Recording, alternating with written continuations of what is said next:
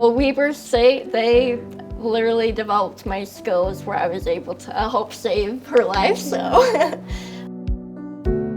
I've actually ran for Weber for their cross country and track team for 4 years.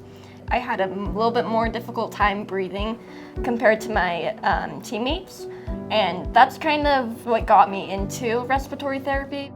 So I always knew I wanted to do something in healthcare. I just wasn't sure what avenue I wanted to take. So it happened, I want to say a week before finals. Yeah. Allie and I were working on a school project that day, and we decided to take a break to get some lunch. So we just met at the restaurant, and Allie was already there inside waiting for me. And as I walked inside, I just kind of felt like I was gonna pass out, and then everything went black.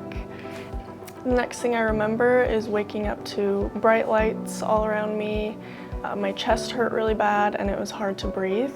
And I didn't realize it, but I was in the emergency department. She walked up to the door and she just put her hand on it, on the door handle, and she opened it about halfway, took a step, and then she just went down. As soon as I got closer, I immediately knew she wasn't okay. She was not breathing at all.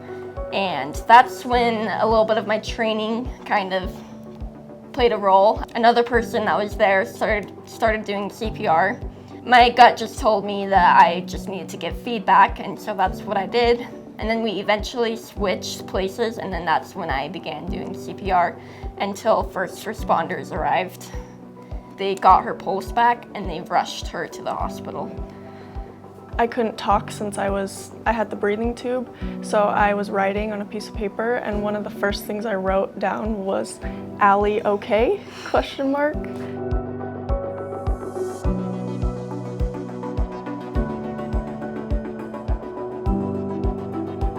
I have tons of support from my family, my friends, lots from Allie. She's always worried about me and taking care of me, and my professors have helped me like incredibly throughout everything, catching up and just always checking on me as well. Before we know it, we're gonna be out there in the hospitals and working as respiratory therapists, but I'm really excited to develop my career and just be able to help people like me. When I saw her the very first time that night, there was about 3 respiratory therapists outside of her room, and one of them gave me a hug, and she said I did everything right, and that meant a lot to me. Honestly, that's kind of who I want to be when I am a respiratory therapist.